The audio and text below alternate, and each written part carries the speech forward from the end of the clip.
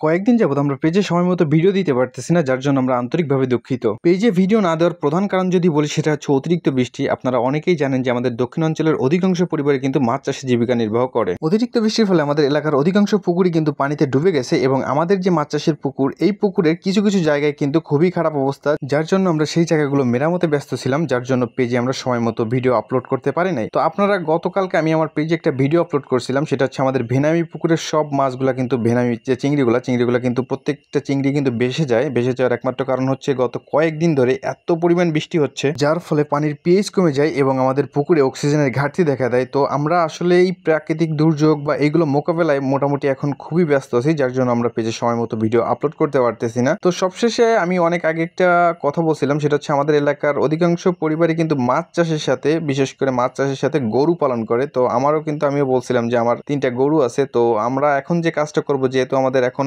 মাছের পুকুরে তেমন কোনো কাজ নেই, কারণ যদি বলি তাহলে হচ্ছে খাবার এখন কম দিতে হচ্ছে অতিরিক্ত বৃষ্টির ফলে, এবং পুকুরে জাল দিতে পারতেছি না, পুকুরে চুন দিতে পারতেছি না, যার জন্য আমাদের পুকুরে এখন মোটামুটি কোনো কাজ নেই। তো আমরা যে কাজটা করবো সেটা হচ্ছে আমাদের চারপাশগুলো, আপনারা অনেকে দেখছেন যে অনেকে বলছেন যে ভাই আপনার পাড়ে এত ঘাস কেন, কারণ আমরা মাছ চাষের পাশাপাশি গরু পালন করি। যেহেতু এখন অতিরিক্ত বৃষ্টি হচ্ছে, যার জন্য আমাদের পুকুরে এখন তেমন কোনো কাজ নেই, যার ফলে আমরা কি করবো, আমরা প্রত্যেকটা পাড়ের ঘাস কিন্তু 1 দিন 2 দিন করে এই ঘাসগুলো কাটি এবং এই ঘাসগুলো আমরা গরুকে দেই। এখন বলি যে আমরা কেন গরু পুষি। তো একটা ভাই একটা কথা বলেন যে আমরা যে মাছ চাষ করি, মাছ চাষে কিন্তু আমাদের প্রাকৃতিক দুর্যোগ, নানা সমস্যার সম্মুখীন হতে হয়, যেমন হচ্ছে আপনার অতিরিক্ত বৃষ্টি, অতিরিক্ত গরম, কখনো কখনো দেখা যায় যে আপনার খাবার বেশি দেওয়া হলে পুকুরে অ্যামোনিয়া গ্যাস হয়, বিভিন্ন ধরনের সমস্যা আছে ভাই। যেমন ধরেন আপনার অতিরিক্ত বৃষ্টি হলে পুকুরে বন্যা হওয়ার সম্ভাবনা আছে। তো বন্যা হলে কিন্তু আমাদের অধিকাংশ লোক পুকুরে কোনো মাছ থাকে না, যার ফলে লসের সম্ভাবনা থাকে। তো আমরা গরু পালন এই জন্য করি, যেহেতু আমাদের পুকুরগুলো আছে, তো আমরা পুকুরের ঘাসগুলো কিন্তু যখন গরুকে দেই, আমাদের খাবারের খরচটা কম আসে এবং প্রতি বছর দেখা যাচ্ছে আমাদের পুকুরের ঘাস দিয়ে আমাদের গরুগুলা কিন্তু লালন পালন করতে পারতেছে। এবং বছর শেষে যদি হিসেব করি, তাহলে যদি আমাদের চিংড়ি মাছের প্রজেক্টে যদি লসও হয় বা কোনো ধরনের বড় ধরনের দুর্ঘটনাও ঘটে, তাহলেও কিন্তু আমরা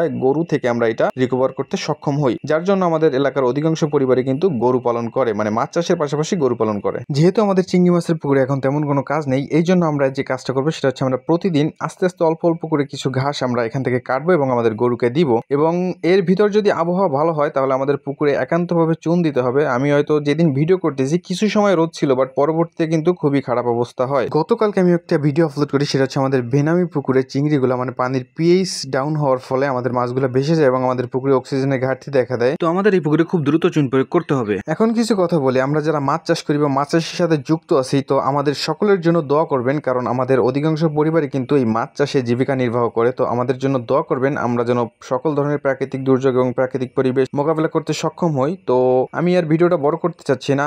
আমার যদি কোথাও কোনো ভুল হয় বা কোনো ধরনের খারাপ ব্যবহার করি, অবশ্যই আমাকে ক্ষমা করে দিবেন এবং এই ভুলগুলোই আপনারাই সমাধান করে দেওয়ার চেষ্টা করবেন। তো সবাই ভালো থাকবেন, সুস্থ থাকবেন। আপনাদের সাথে দেখা হবে নতুন কোনো ভিডিওতে।